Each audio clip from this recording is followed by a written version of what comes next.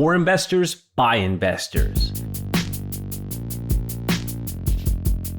You're listening to the only show on the planet for real estate investors, wholesalers, rehabbers, landlords, private lenders, cash buyers, fix and flippers. This is Estatepreneurs.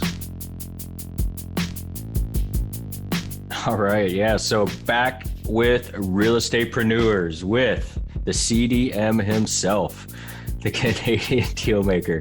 So I'm excited. We got Ben Humble here on the call, and we're going to dive in, man. He's got a super interesting story. He's got some kick-ass trainings out. He's doing some big things up in his market in Canada. And he is just, I'll let him, I don't want to do, butcher. Wait. I don't want to bring him on yet. I think that you and I need to work out some personal issues here. And he can just take a side seat and witness our marital spat. But the other day, you sent me a message and you're like, dude, we need to be the biggest podcast out there for real estate. And I thought about it. I said, man, this guy's got a big set of brass balls. That sounds awesome, but we got some really stiff competition. So I actually am bringing this up for a reason, because I want to see what Ben thinks about this. But I thought maybe instead of being the biggest podcast for real estate investors, what if we were the podcast for professional real estate investors, not hobbyists, not people playing around, not people pretending, but the people doing deals and making things happen. Dude, that's a much different story. I love that. Everybody wants to say they're doing it, but who's actually doing it? Right? Yeah. Niche down. So I love that. Be the podcast for the guys, for the working man like me. There we go. Not for the wannabes. This is for the gotta be. Oh, and that's our tagline. This is not for the wannabes. This is the gotta be's. I gotta be, man. I gotta make this happen. There's no way around it. I love that, guys. I think you should. That should be your little slogan. There you go. So Ben, welcome to the show. Thanks, us guys. A little bit about you, who you are, like your 30-second elevator pitch, if that's possible. Beautiful. So I escaped communism back in the early 90s, ended up as a refugee in Austria. I'm the oldest of 9 children. My parents are faithful Christians. We ended up in Canada so I'm the oldest of 9. There's one every year for 9 years. Always wanted to do something huge in life, something meaningful, a way to impact people. I was a musician in a prior life, and I got into business about halfway through university. I realized that I wasn't really that good at playing music to an extent. So I actually switched over, and I realized that I could help a lot of people in this business thing. So I started doing that, started a janitorial business, started from the bottom. Now we're here. 12 years later, I'm the largest private lender in my city, got the largest flipping operation in my city. I was shooting to become a millionaire by 29. It had to happen at 30, so I didn't really hit my goal. It took me a little bit longer.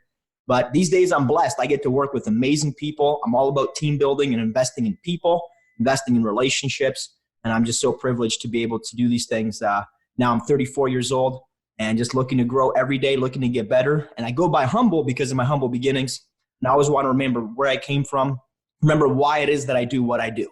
I don't do it for the fame. I don't do it for the glory. In fact, I'm a recluse. I would rather be behind the scenes. But I realized about 2 years ago that I was never going to get out of obscurity. And if I wanted to do big things, I had to get out and reach people. So this is a different, renewed version of me. If you ask anybody from a couple years ago, they'll let you know. So anyways, that's me right now. It's hard to believe that, bro, because I met you and you're emceeing a party. So this whole humble beginnings and obscurity, I don't buy it. I'm like, no, that doesn't. Humble beginnings for sure. Obscurity, I don't know. Yeah. Right. So there's a question, man. What was the? I struggle with that. Both you guys and I myself had that conversation. I struggle with being in the forefront, right, and coming out up front. And what was the biggest thing that got you over that, man? What kind of went through your mind and said, you know what, I have to do this, and here's how you actually got over the challenge of wanting to be behind the scenes and not be out front? Yeah, so to understand the why, you got to understand what was before. So I grew up in a very conservative church,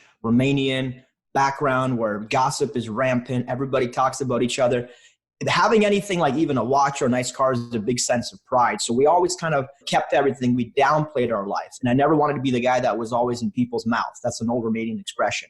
But I knew that I wanted to do big things in life. So I was playing small. Even though I was a millionaire at 30, I was doing real estate deals. Nobody knew who I was. I was behind the scenes.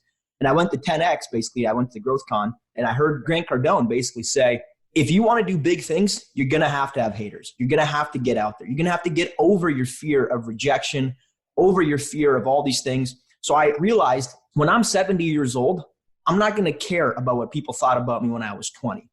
But the only way to accomplish the things that I want to do by the time I'm 70 is to start thinking that way now. So I literally just made a mental shift in my brain. And it took me a long time, about months and months, to finally get out of my shell in terms of like being out there. And I struggle with the rejection and the haters and all this kind of thing.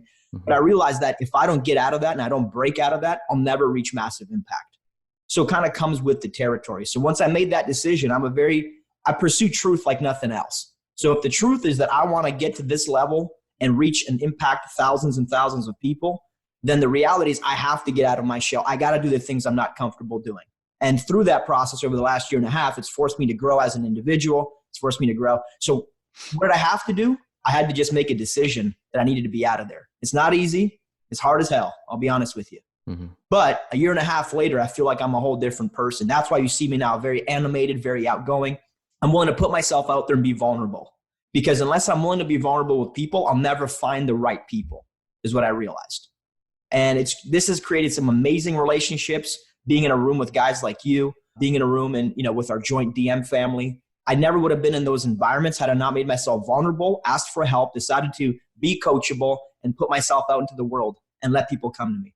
Does that answer your question? Absolutely, man. And it's, how's that impacted your business growth actually? Because that's a lot of people, and I ask that because we talk a lot about marketing on this show, and we'll dive into some of that. And one thing that we're big believers in is you got to leverage marketing, and video is a big opportunity right now for real estate investors. And they got to deal with the hate, of, oh, you're going to rip me off and steal my house from me and, buy it cheap and sell it high. I'm like, well, make an offer, you take it or leave it, Yeah. So, that's going to happen. And so we talk to people about leveraging video, and which, right?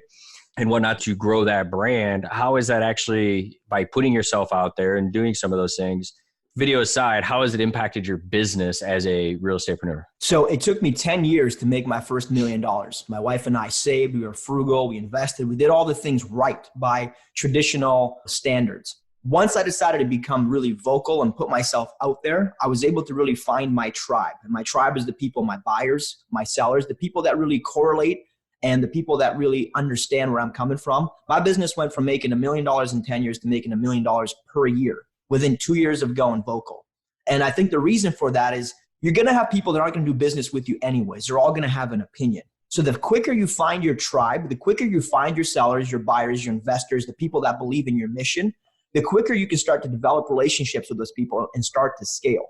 Everybody who tries to stay as a recluse and does things on a small level, they're trying to please everybody. And by result, they're never going to have access to the kind of people that are going to really help them grow because they're not really putting themselves out there. So I try to I'm actually very polarizing. I tell people, you either love me or you hate me. There's really no middle ground. You either love what I represent, what I stand for, and my belief system, or you don't. And the way that I kind of justified it in my brain was this. We live in a very free country, Canada and the US. Coming from communism, I just got angry. Like, don't tell me I can't be a Christian. Don't tell me I can't be a business owner. Don't tell me I can't buy this house and pay cash. I'm here to conduct my business. If you're allowed to have political rights and freedoms and all these freedom of speech and things, I'm allowed to conduct my business and make a profit. It is okay. I won't do it unethically. I won't take advantage of people, but it's okay for me to make money. So I started telling people, hi, I'm here to make money. And a lot of, I think, business owners struggle with that idea that, oh, you're going to flip my house for a profit. Well, of course, I'm not going to sell it for a bowl of Cheerios. Like, of course, I'm here to make a profit. I got a family to feed. I got people to support and rely on me, employees and team. So I think just giving yourself permission. But it directly impacted my bottom line the moment I decided to be vocal, polarizing, and identify my audience. Oh, yeah, definitely. And I think a big thing is we find a lot of people worry so much about the people that don't like them as opposed to the people that do. And you get worried about the loss of people who aren't going to like you, which it's really it's a messed up way of thinking about it. Because those people, they don't like you, who gives a shit? Move on. Yeah, think about it's like, sorry to cut you off, like Brittany from 6th grade, right? You're Brittany, you had a crush on her, you wanted to go out with her. You're worried about what Brittany's going to think about you from 6th grade and you're 30 years old. Like, it doesn't matter what people who are never going to go out with you, never do business with you, are going to think. So I think I agree with you 100% on that. Share some of your favorite hate. We like to hear some of the hate on here because it makes us laugh. Share something that when you put yourself out there and you're like, shit. I'll give you the biggest hate piece. Okay, so I decided I love music, right? I was a musician. I love putting together hip hop and rap songs and all this kind of thing. And when I came out of my shell, I came out of my shell. So I went from complete obscurity, nobody knew who I was, to wearing a full out gold onesie writing rap songs, getting on real estate stages, and I created this character called the humble wholesaler. Well, all I did online back then, because that's all I knew, was the humble wholesaler. People thought I was a complete joke.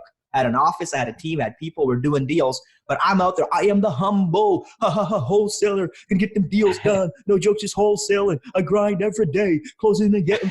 And I'm doing this, and I go and do it on stage. Well, here's the thing.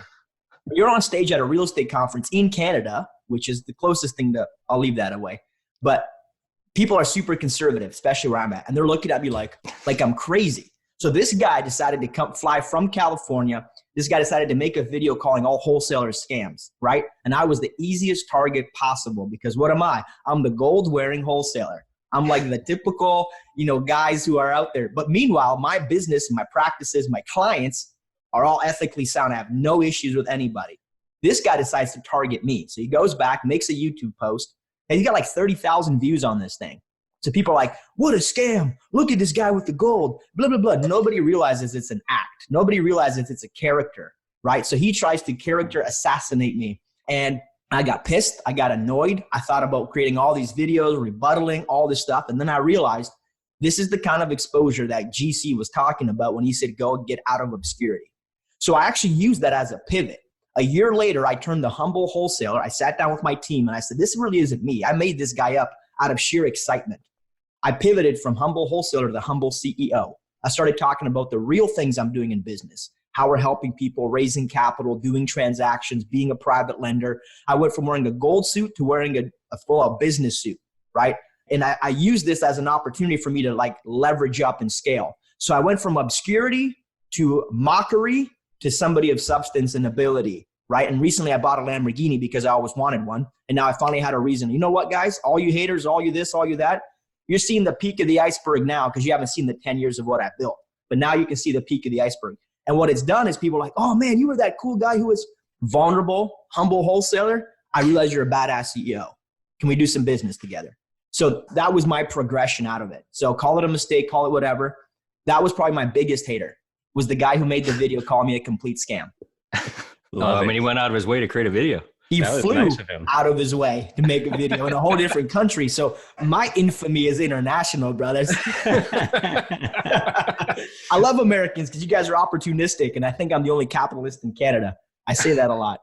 So I don't mind it. He's got his own game. I don't agree with the logic. I don't agree with the hate and the bullshit. I don't agree with trying to minimize other people's success for you to try to get some followers. I think it's dumb. But he's running his own game. He's running his own business, right? He's trying to do whatever he does, whether I agree or disagree. It's not up to me to change the world. It's up to me to help people that want to be helped. That's the way I look at it. Nice. Let's pivot on that, man. I think you got a lot of cool stuff going on. You got a book coming out that you're working on, which is going to have massive impact. You've recreated a concept in real estate investing that people haven't done, and you're creating opportunities for other investors, right? To make it easier for them to get deals done as well. And in turn, it's helping you grow your business. I mean, I just saw, by the way, if you're not following Ben, you should be. He just gave away $1,000 the other day for people that are bringing deals and doing stuff with them. So let's talk a little bit about how you came up with your lead ninja. So I'm always looking at what problems exist in the world and how can I solve them. So when I learned about wholesaling real estate deals from my mentor, Chris Rood, a couple of years ago, I thought, okay, I need to bring this to Canada because I was doing flipping the old fashioned way. And I realized I was running into a problem, which was I was running out of deals. MLS was overbought. It's the same problem we all have. So I learned about wholesaling and I became a wholesale coach. So I actually partnered with Chris. We started a coaching business in Canada. I became indispensable to the man by being his top student within 60 days of the course. So I learned this a long time ago, become an indispensable asset. I started a coaching business. Then I realized it is way harder here to do this business because of the laws that we have set up than it is in the United States. So in processing these things, I'm thinking, how do I help people get involved? People are reaching out to me. So I think just being an opportunistic thinker all the time in terms of where can I add value? Where can I create something that doesn't exist? I'm not about copying or mimicking. I'm about creation, right? So I'm about creating an opportunity. Everything we have here was created from scratch. So I kept thinking, how do I get people in the game? How do I get people in the game? What's the highest paid part of the game? Well, the highest paid is finding the lead. Not in closing the deal, transaction coordination, not in, like, none of that stuff makes money. All that stuff is auxiliary. It just has to happen, right? It's an addition too. So I decided to create a company that could strictly focus on lead generation of real estate leads. And it's at the right time because it's so hard to find deals. So the thought kind of came, and then I sat down with the team. And if anything I learned in my life is execute quickly, expedite the execution. So from idea to execution was like 48 hours, right? I got everybody in the boardroom. I said, I'm creating this company. And I was doing a webinar. I read some Russell Brunson stuff. So every time I learn something, I'm going on the next level. I was doing a webinar and I was like, learn to find deals like a ninja, right? I'm like, ninja. I'm like, what is this thing I love about ninjas? You know, it's the discipline, it's the courage, it's the practice, and I realized the way you become a good investor, good at anything, is to practice discipline, courage, motivation, persistence, action. All of those things are disciplines of the ninja. So I said, why not create a company called Lead Ninja? Coincidentally, after I started this whole thing, I connected with you, Nate, and you and Mark had created a company years ago called Dog Ninja, right? It was a very similar premise. So I didn't know that back then, but I think it's just looking at the problems. And I'm sure maybe when you guys created it, it was probably the same market environment. Maybe Mark was looking at how do I help people get in the game. So I try to just take things back to its binary form. The easiest, most simple thing that people can do is pick up the phone and start a conversation. I said, can I create a business model around that? Can I create a business model around people just finding a conversation, plugging it into a software, and allowing our team to close the deal, raise capital for the deal, sell the deal, and then pay them a finder's fee without having to get a license or a whole bunch of other stuff. So I think it's just always asking these questions. So we created this company, Lead Ninja. We now have 35 members strong in the company. We're growing by 3 to 4 members a week, which is amazing. Thanks to you, by the way, Nate, because you've been a big part of that kind of push. So I appreciate you. But it's creating a really interesting opportunity because it's now allowing people with zero experience, zero credit, zero cash to become a real estate investor, to learn the basic skills of communication, discipline, and the things that are needed to be successful at this long term. So it's more of a personal development company that gets you paid. The better you become, the better you can converse with people, the better you can start conversations, the more money you're going to make. So it is a win-win. Everything I try to do in life is a win-win. The Lead Ninja has to win for me to win. So the way I rationalize it to myself is I'm going to invest my capital, right? I'm going to take what I've made. I'm going to put it in this business. I'm going to create a platform that allows people to get started. If I can successfully coach, motivate, train them, and give them the tools to be successful, then I'll make money. If not, I won't. Because I don't get paid unless they get paid first. So I incentivize myself to offer the most amount of value back to my Lead Ninja. So when somebody joins Lead Ninja, they're getting a ridiculous amount of value in exchange for what they're paying to become a member of this company. And it's not an MLM. It's not a pay me and I'll teach you kind of thing. It's we're in this bed together. We're trying to create a movement.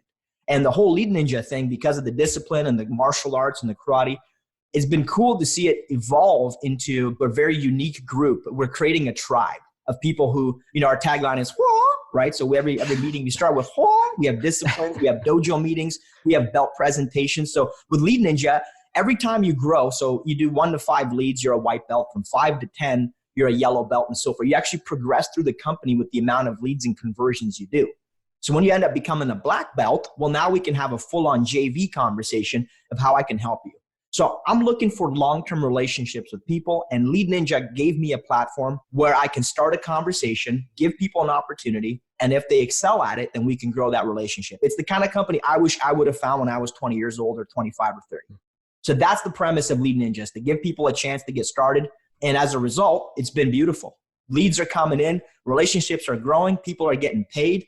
And I think it's not really what I'm doing. I think I just set something in motion that inspired people to take massive action and start doing something. Yeah, and a big takeaway for me is, which I'm a firm believer of and preacher of, man, it's all about giving into a marketplace. It's all about pushing value, and it's all about helping. And if you focus on those things, if you focus on the giving, you focus on the value.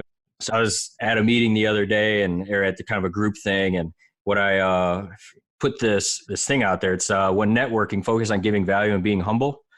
It's better than being the party peacock in the room, right? Like, so, because there's so many people that just go into a room and they want to be that person, and it's all about me, right? But if you look at real estateepreneurs, you look at the identity of successful CEOs and the identity of these guys, they're growing people. They're growing people and they're leading and they're giving value. So it's huge. And you've wrapped all that up in the Lead Ninja flow, which is huge. I think that's like the middle manager mindset, where like middle manager drives the BMW, has to have a bigger home, cares about his bonus. And once I met Mark, who's a mutual friend of ours, like Mark's worth whatever, I don't know, $50 million, this guy, nicest, most humble guy I've ever met, worth a lot of money, right? And I just realized, like, even watching him, and I'm learning through osmosis, that you don't have to be that showboaty. It doesn't actually help you. I think the people who haven't made $1 million yet and are struggling to pay the bills, they feel better putting on that show. But once you've hit a certain platform, I know that I can save my way to $1 million. I cannot save my way to $100 million. The way to get to 100 million is to help 100 million people, right? Is to provide massive value to a massive audience. And that is the most humbling thing you can do. So I completely agree with you, Nate. I think it's critical to just keep your ego in check. And you're always learning when you're humble. When you're an aggressive peacock kind of guy, you're never going to learn. You shut off any opportunity to grow, to expand, to absorb, because you're so focused on your own like contracting mindset. So I fully agree with you, brother. I think you made an amazing point there. Where do you find balance there? Because we're talking about getting out of your comfort zone and getting in front of the spotlight and putting on a show, but staying humble. So how do you find balance in those two things? For me personally, it's my faith, right? I'm a Christian. For me, I go to the cross with everything. So if I have a problem, I'm a born again Christian. That for me is where I have my grounding. That's how I was born. I was raised that way. And for me, that's my belief system. So every one of us gets in a position mentally where we want to peacock. We want to be arrogant. We all get there. There's nothing wrong with that. It's just part of human nature to want to be proud and want to be great.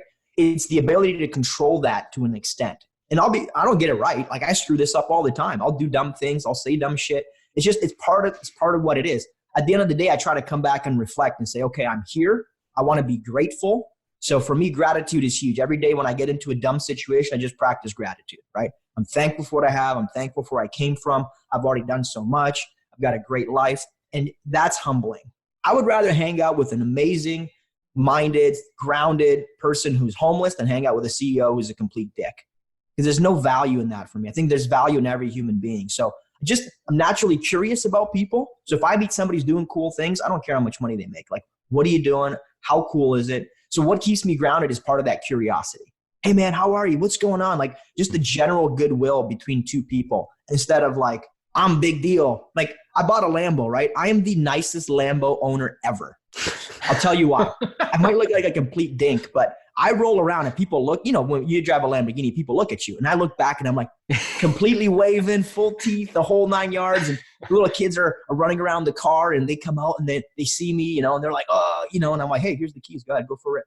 And they're just like, what? Take a picture. Like blow up your Instagram with the Lambo. That's what it's here for. So for me, stuff is just stuff.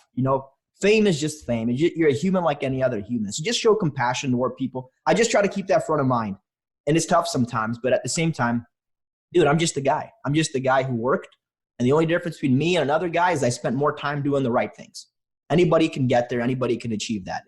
I don't think it's impossible for people to get to any given level if they just push hard enough. You said you spent time doing the right things. What are the right things? Hiring a mentor, number one, like really learning the things that I don't know. So for a long time, so when I got started, I hired a Rich Dad, Poor Dad program. I paid about $25,000 US when I was 23. Not a good move for me because I wasn't ready for that level of mentorship. And those companies aren't really focused on helping you become successful. They're focused on selling coaching. That's just how it works. That's the law of the coaching business. So I paid this money. I basically got embarrassed. Whatever happened, I didn't do the work. I didn't reach out to them. They never reached out to me. It just died out, right? So for 10 years, I just grinded it out myself with a shovel, pickaxe, doing everything my own. Then I realized one day when I met Chris, one of my mentors, he says, dude, you just don't know what you don't know. Mentors aren't for lazy people. Mentors are there to look at your business through a telescope and say, hey, you're not doing this, you're not doing this, you're not doing this. So I think the biggest thing was hiring a mentor and then getting around. I made a conscious decision, my wife and I, a couple of years ago, that we're going to get around people that have what we want to have. That was the first step in getting to a mentor, was getting in the mindset where I don't know everything. That was a huge thing for me. So I would tell everybody, you need a mentor. I know people don't want to pay for it. People don't want to invest in it, but you're either going to pay in time or you're going to pay in capital. You got to decide. Do you want to spend 10 years trying to figure something out that you could have spent in 1 year? And then the opportunity cost of those other 9 years of what you didn't do because you didn't know. So that's the way I look at it. Opportunity equals skill plus chance. I want as much skill as possible so that I can recognize when a chance comes that it's an opportunity. Yes, a mentor is a leapfrog, right? They're helping you. They've already gone to where you're at. So it's a leapfrog effect, right? You can either stand there and climb the ladder one step at a time, or you can leapfrog up to the top, and be at the top faster because you have someone right there with you. Yeah. It's a crazy parallel. Like it's once you've done the thing that you seek to do, like I want to make $1 million, right? I get to that goal and somebody comes to me who was in the same mindset I was in 3 years ago. And it's like, how do I do that? All I can tell you is get a mentor. Like, I can't tell you to do what I did because that was stupid. Like, I spent 10 years messing around because I didn't have faith in mentors. I didn't have faith in other people. I didn't trust anybody else. So it's tough though, because like, oh, all you want is my money. No, I want your commitment. So it's difficult to be a mentor because you know the only answer for a mentee is to get a mentor. But a lot of people are so closed in about it that they're like, oh, I don't want to invest in myself. So then you got to have these stupid word tricks to convince people that you need a mentor, right? Oh, would you fix your own car? Would you hire a mechanic? Well, I hire a mechanic. Well, why not hire a mentor? Like, it's almost like it's so hard to just be transparent with people because they don't believe it's that easy. Oh, you mean I just pay you some money, I learn, and then I get way further ahead in a lot shorter time frame? Yes, it's really that easy. So finding the right mentor is huge, but it's just difficult to be on that parallel. I now understand what other mentors may have told me in the past that I completely was like, that's BS. He just wants my money. How did you figure it out then? You got burnt. You spent that 25 grand at a young age. How do you get back on there and say, Hey guys, hope you enjoyed part 1 of this episode. It's just too good to limit to one show. Join us next week to hear the rest.